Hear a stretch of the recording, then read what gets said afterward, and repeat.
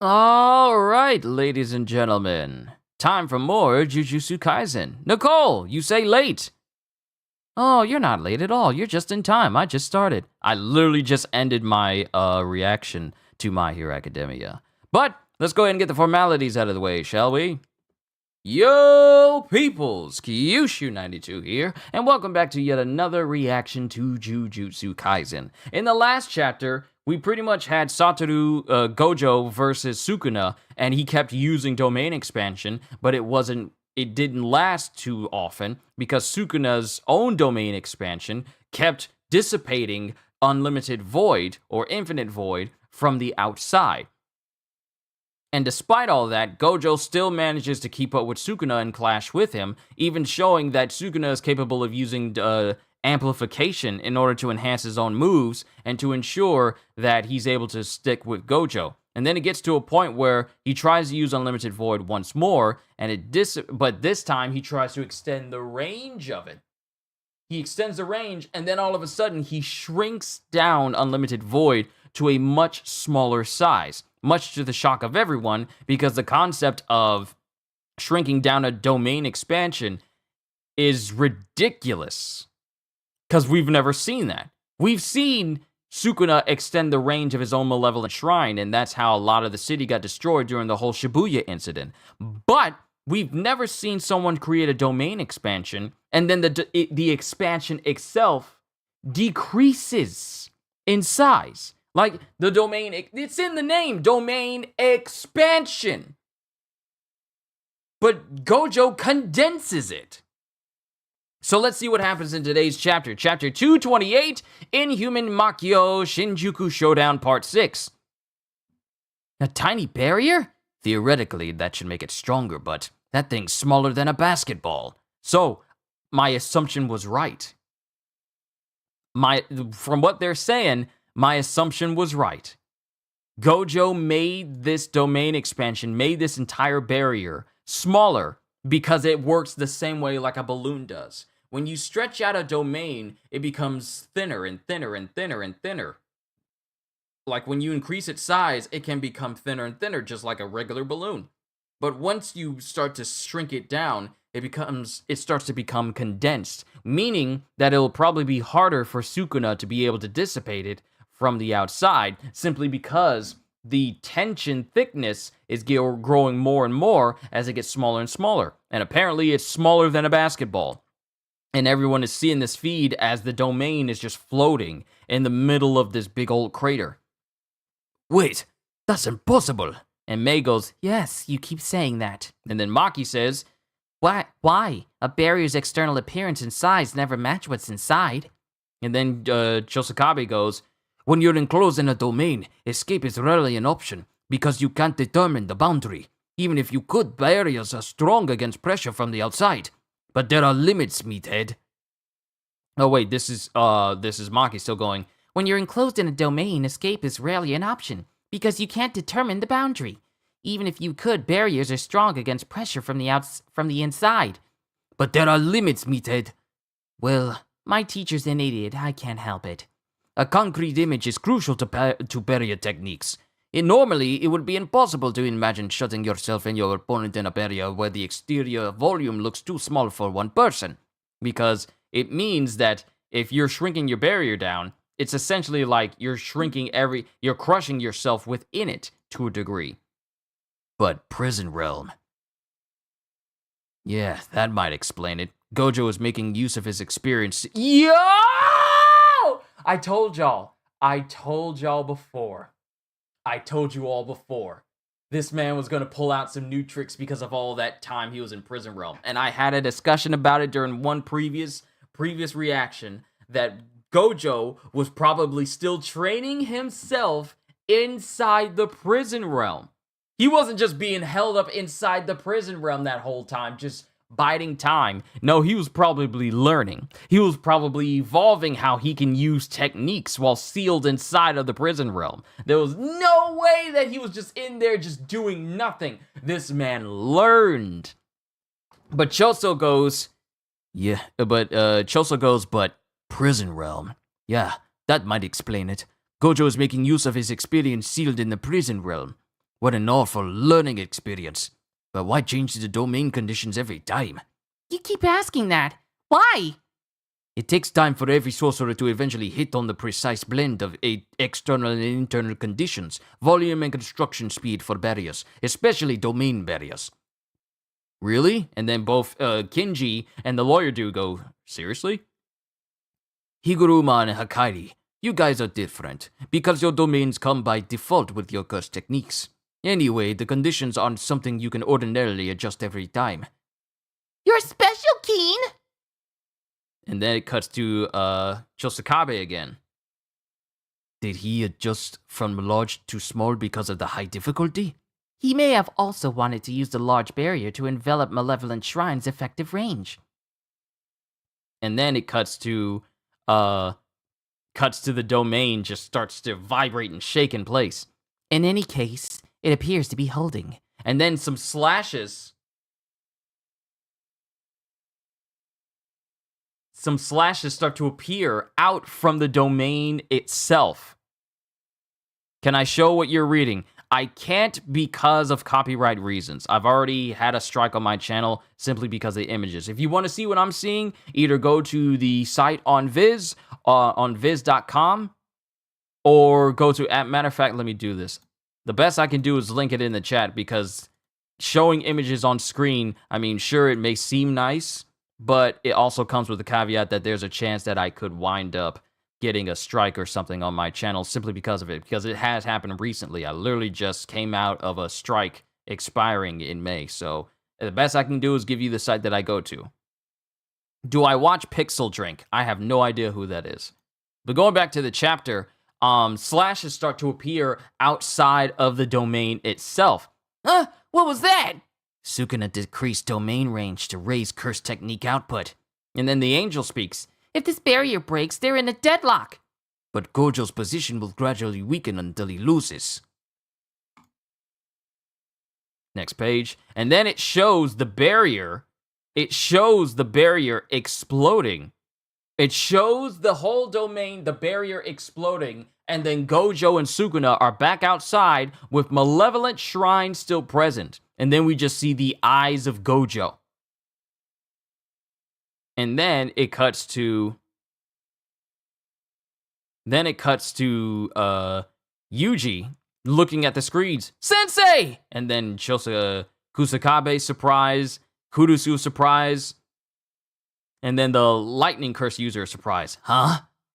Malevolent Shrine! And it shows Malevolent Shrine... It shows Malevolent Shrine breaking apart. Yeah, Malevolent Shrine is breaking apart. It's falling to pieces. And then it cuts to Sukuna. It cuts to Sukuna, who has like this big, massive blast in his chest. Like this big bleeding spot in his chest, and he's bleeding from the mouth. Wow. Wow. Then it cuts to Kinji, who goes like, whoa. Whoa, Gojo! 2 things happen simultaneously! And then it cuts to Sukuna. And then it cuts to Sukuna and Gojo looking at each other. Sukuna destroyed Gojo's domain from the outside, and Gojo damaged Sukuna enough that he couldn't maintain his domain. Wow. Wow.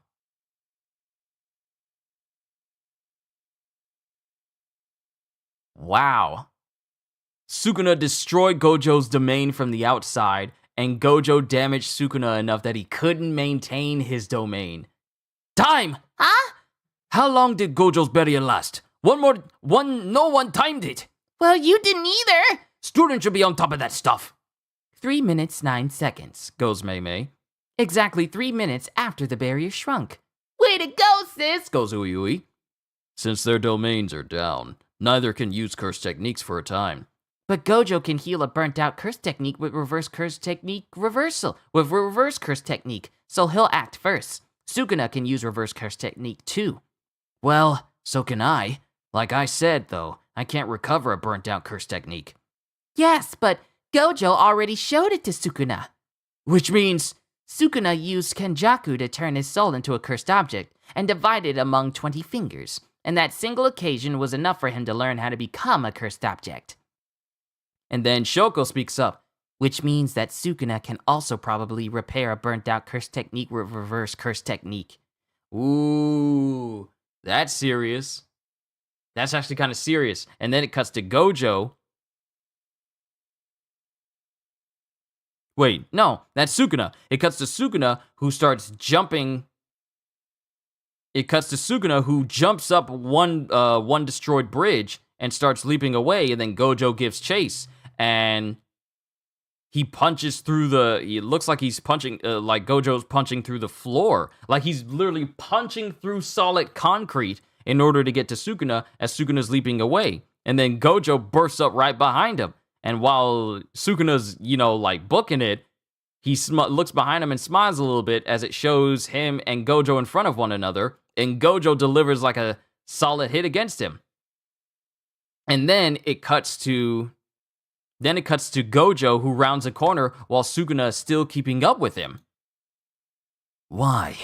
Sukuna is only activating curse techniques granted by the domain, and when the domain's internal and external conditions were reversed, thereby decreasing resistance to pressure from the inside, he took a risky move rather than trying to break the barrier from inside. While our can't-miss commands offset each other inside the domain, Sukuna has no means of attack other than amplification for defeating my limitless curse technique. That gives me a big advantage. Inside the domain, he also can't use an architectural structure to attack like before. I proceeded as if I had the advantage during the 3 minutes until the domain got destroyed from outside. So why isn't Sukuna trying to use Ten Shadows technique, specifically Maharaga inside the domain? Could it be that Sukuna remembers my conversation with Megumi and knows that I know about Maharaga? Is he afraid I'll waste it with a single move? And then it cuts to the wheel of Maharaga as Sukuna is smiling towards Gojo.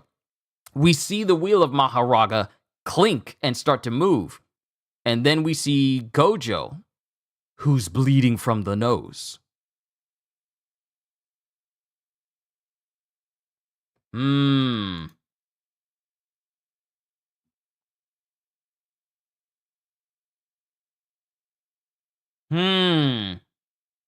So here's the thing that I can gather from this entire chapter. Gojo, like they said, was apparently using this smaller barrier, but somehow managing to change the conditions constantly, which is something that shouldn't be done or shouldn't be possible. But apparently he's taken all these concepts and modifying his own barrier based on his time inside of the prison realm.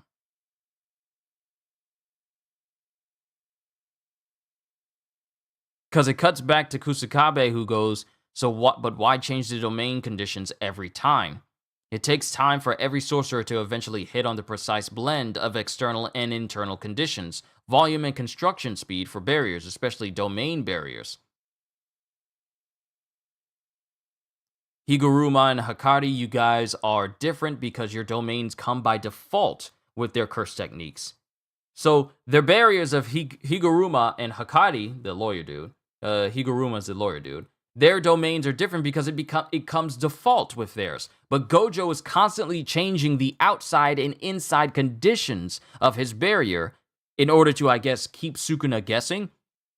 But apparently still, that's not enough to keep him down. But it gets to a point where he's able to actually land a blow on Sukuna so that Sukuna can't even keep Malevolent Shrine up. So it's possible for Sukuna to be stopped in his domain expansion for a Malevolent Shrine to stop working. Even though Gojo's barriers keep getting destroyed in the process, he's still able to, land some solid hits on Sukuna. But, like I said before, Sukuna still hasn't used this Ten Shadows technique, which is literally Megumi's claim to fame. And he has yet to use any of the skills that we've seen him use against, Yoroza.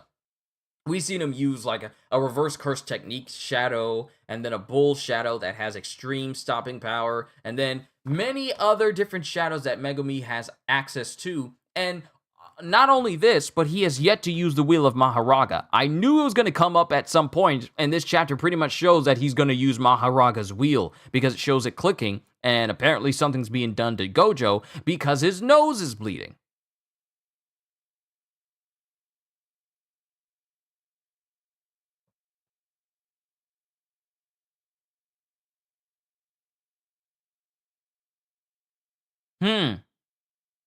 Interesting.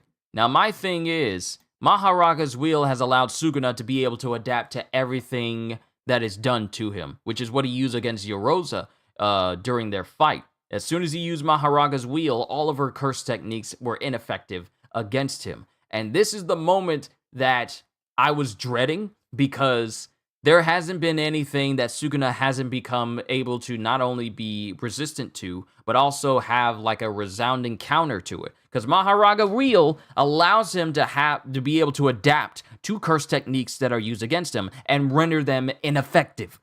And Sukuna hasn't used Maharaga's Wheel ever since the fight started with Gojo until right now. And the thing is, we don't see Maharaga's wheel on the back of Sukuna. Gojo is aware of Maharaga. I don't know if he's aware that Sukuna is capable of taking Maharaga's wheel and using it for himself, but Gojo is at least aware of the capabilities of Maharaga himself, which means that if he sees Sukuna using it, he should be aware that Sukuna is going to be able to be not only able to adapt to the curse techniques of the Limitless and Six Eyes, but also be able to just completely resist them and be immune to them altogether. That remains to be seen if Gojo knows that Sukuna can take Maharaga's wheel and use it for himself. That remains to be seen. It's interesting.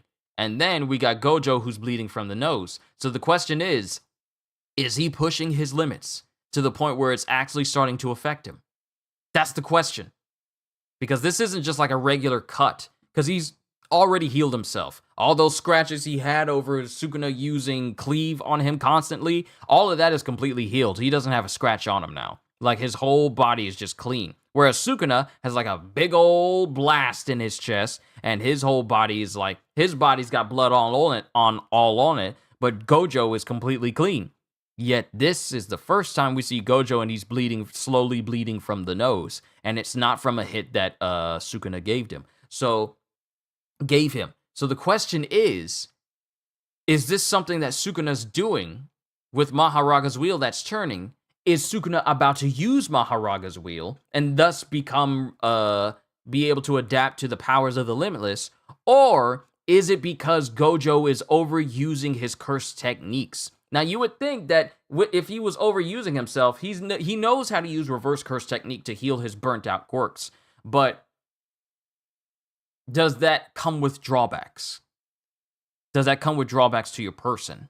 Like, when you're using reverse curse technique beyond its limits of just simply healing you, and you start using it to heal and recharge your curse techniques that are out of use because you use domain expansion, can that start to affect you if you are constantly using it over and over and over again? Because Gojo's cursed energy output is immense. It's massive. The only other person with cursed energy that matches his is Sukuna. And we don't know what the upper limits of his abilities are. We don't know the upper limits of how much he can use cursed techniques without becoming tired. We've never seen it. And this is the first time we're seeing Gojo, and he's bleeding from the nose, as if he's starting to feel strained. And mind you, he's just processing everything like lickety-split, like he's processing everything quickly. But what if Gojo is pushing himself too far? To the point where it's actually starting to affect his body? That's my question. But we are not going on break after a chapter like this, so we're just going to have to wait until next week to see whether or not my three assumptions are right. Is Sukuna doing this because of Maharaga's wheel? Is Sukuna going to, or is it Sukuna? Is Sukuna using this because of is Sukuna doing this to Gojo, like causing it to bleed from his nose because of Maharaga's wheel, and he hasn't fully brought it out yet? Is Sukuna going to bring out Maharaga's wheel in its entirety and use it to adapt to the powers of the Limitless and thus make it so that Gojo has a harder time fighting him? Or is it because Gojo is starting to suffer from strain a little bit from using his curse techniques constantly without break? Those are my three assumptions. If it's neither of those, then I'll say I'm wrong. But we'll just have to see next week. But to everyone here, this was a great chapter. It leaves me with more questions than answers, and it just makes me curious about how this fight is going to end. Only one person is walking away, and the question is, are we ever going to see Megumi again? Because if Gojo kills Sukuna, he effectively kills the body of Megumi, and then Megumi is gone. So it's all, it's just so much things to consider. And then when all that's done, we still got to deal with Kenjaku, who has the body of Tengen, and the purpose he intends to use for that. So we're just going to have to see what happens with the fight between Gojo and Sukuna next week. I'm done, ladies and gentlemen. I'm going to take a rest because I've been kind of tired all day, and I'm just going to kick back, hit up the family, see if they can get me some food while they're out, and then I will see you guys tomorrow as we continue with more One Piece. I'm done for the day. Y'all be blessed. Hope you all enjoyed. Can't wait to see you all in my next video. And if you enjoyed what you saw here today, and this does indeed help the channel, then please like, subscribe, and share this video with everyone you know, because the more the merrier. More the merrier. And because I am always looking forward to entertaining you. So have a fantastic day. And once again, as always, later, peoples. I honestly don't know what to think about this whole fight as a whole, because the concepts of Jujutsu are just constantly changing with every passing moment with this fight between Gojo and Sukuna.